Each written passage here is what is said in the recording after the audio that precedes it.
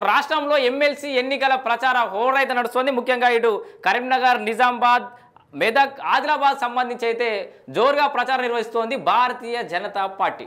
So ఎందుకు ఇక్కడ Bharatiya Janata party అంత కాన్సన్ట్రేట్ చేసిందంటే ఇక్కడ ఈ గ్రాడ్యుయేట్ ఎమ్మెల్సీ స్థానాలు ఏదైతే ఉమ్మడి జిల్లాలు ఉన్నాయో ఆ జిల్లాలోనే కేంద్ర సహాయ మంత్రి బండి సంజయ్ కూడా ప్రాతినిధ్యం వహిస్తుడు. కరీంనగర్లో చాలా పెద్ద పట్టున్న నాయకుడు కాబట్టి అక్కడ జోరుగా ప్రచారం అయితే కొనసాగుతోంది. అయితే చిన్నమైల్ అంజిరెడ్డి అనే ఎమ్మెల్సీ క్యాండిడేట్ అయితే ఇంకా జనాలతోటి కలుపుకుపోయే ప్రయత్నం అయితే చేస్తున్నాడు. యూత్ని కలిసే ప్రయత్నం చేస్తున్నాడు. మార్నింగ్ వాక్లు చేస్తున్నాడు.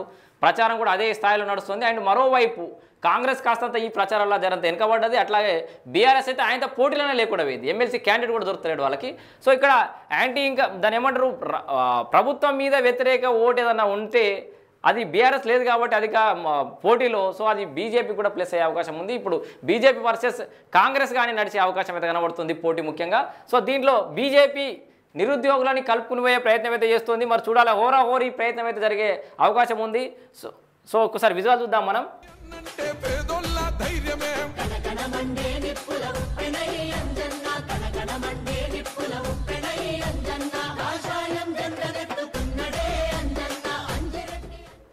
సో మార్నింగ్ వాక్లో భాగంగా కరీంనగర్ జిల్లా కేంద్రంలోని అంబేద్కర్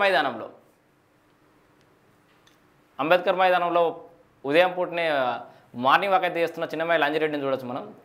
సో పెద్ద ఎత్తున కార్యకర్తలతో పాటు అక్కడ స్థానిక యువకులు, పొద్దుగా లేచి గ్రౌండ్లో ఆడుకునే యూత్ మొత్తం కూడా, నిరుద్యోగ యువత కావచ్చు, మిగతా వాళ్ళంతా కూడా అక్కడనే ఉన్నట్టుగా మనకు కనబడుతుంది. సో మొత్తంగా